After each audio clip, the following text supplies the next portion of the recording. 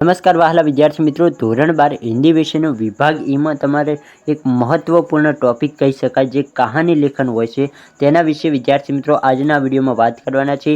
કહાની તમે કઈ રીતે સારી રીતે લખી શકો છો અને તેમાં 5માંથી 5 ગુણ કઈ રીતે રોકડા મેળવી શકો છો તેના વિશે વિદ્યાર્થી મિત્રો આજના વિડીયોમાં હું તમને શીખવવાનો છું। તો ખાસ વિદ્યાર્થી મિત્રો આ વિડીયોને તમારે ધ્યાનપૂર્વક જોવાનો છે અને સારી રીતે જોવાનો છે। અહીં વિદ્યાર્થી મિત્રો હું તમને એક કહાની ઉદાહરણ સહિત સમજાવવાનો છું કે તમે કોઈ પણ કહાની તમને પૂછાય તો તમે એ કહાનીને કઈ રીતે લખી શકો છો, એ કહાનીને સારી રીતે કઈ રીતે લખી શકો છો તેના વિશે સંપૂર્ણ માહિતી આપવાનો છું। તો ખાસ વિદ્યાર્થી મિત્રો તમારે આ વિડીયોને ધ્યાનપૂર્વક જરૂરથી જોવાનો છે તો તમે પણ આ વિભાગ એની કહાની લેખનમાં 5 ગુણ રોકડા બેઠે બેઠા મેળવી શકો છો।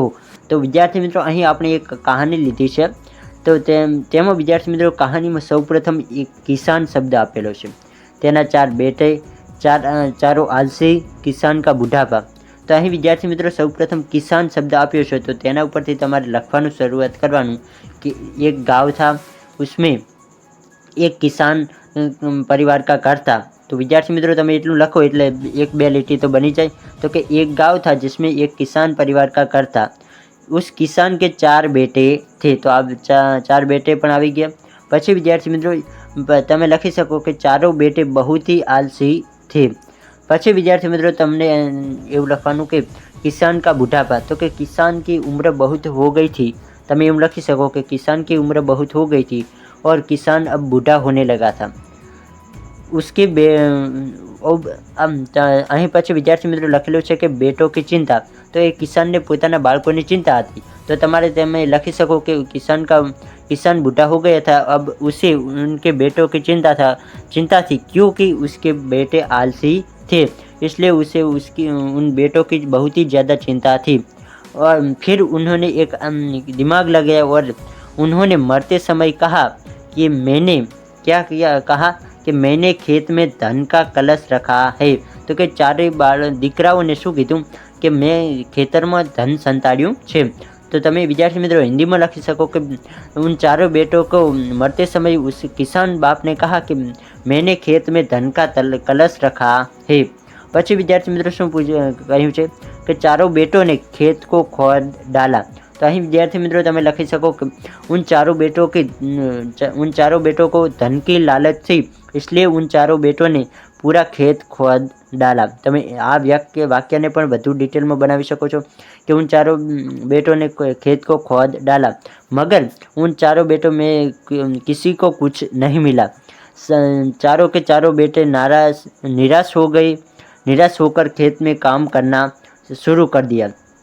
तो આ કિસાન દ્વારા એ કિસાને તેના ચારે બાળકોને કામ કઈ રીતે કરવું તે શીખવાડ્યું। તો તે મરવાના સમયે તે કહીને ગયો હતો કે તેમને ધન સંતાડ્યું છે, પરંતુ ધન તો ક્યાંય નહોતું, પરંતુ એમણે એ બહાને ખેતર સંપૂર્ણ ખોદાવ્યું પડ્યું અને પછી એમના બાળકોને પણ અહેસાસ થયો કે ના, અમારું જીવન એમને એમ નહીં ચાલે, અમારે काम કરવું પડશે। तो कि ત્યારબાદ निराश होकर खेत में काम करने लगे। तो कि उन चारों भाई को अब उन चारों बेटों ने अब उनका दिमाग ठिकाने पर आ गया और उन चारों बेटे अब काम करने लगे, अब उनकी अच्छी फसल होने भी लगी।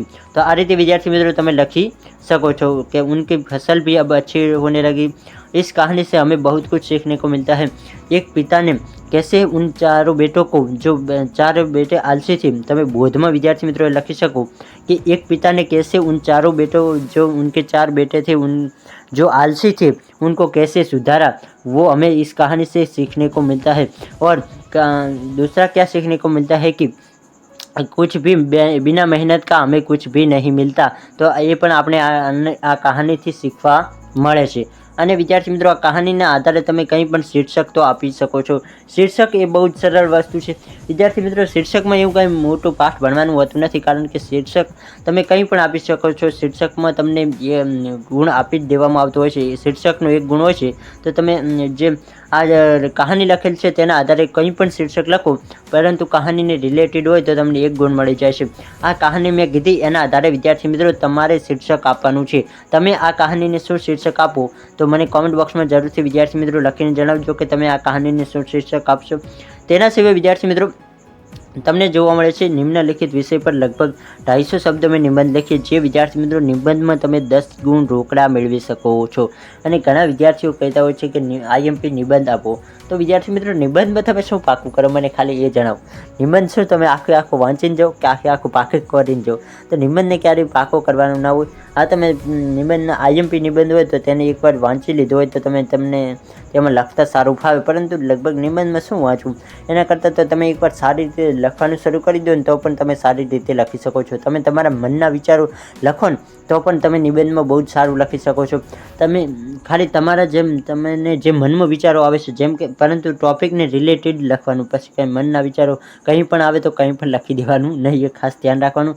એક ટોપિકને રિલેટેડ અને ટોપિકના જે અલગ અલગ શું શેના વિશે લખવું તે પણ આપ્યું છે, તો તેના આધારે જ વિદ્યાર્થી મિત્રો તમારે નિબંધ લખવાનો થાય છે. તો પણ વિદ્યાર્થી મિત્રો તમને 7 થી 8 ગુણ મળી જતા હોય છે, પરંતુ તમારે ટોપિકના આધારે ઓછામાં ઓછા 2 પેજ તો ભરવાના છે. 2 થી વધુ પણ તમે પેજ ભરી શકો છો. 3 પેજ ભરો તો પણ તમારા માટે સારું છે. નિબંધમાં એ રીતે વિદ્યાર્થી મિત્રો લખવાનું રહેશે.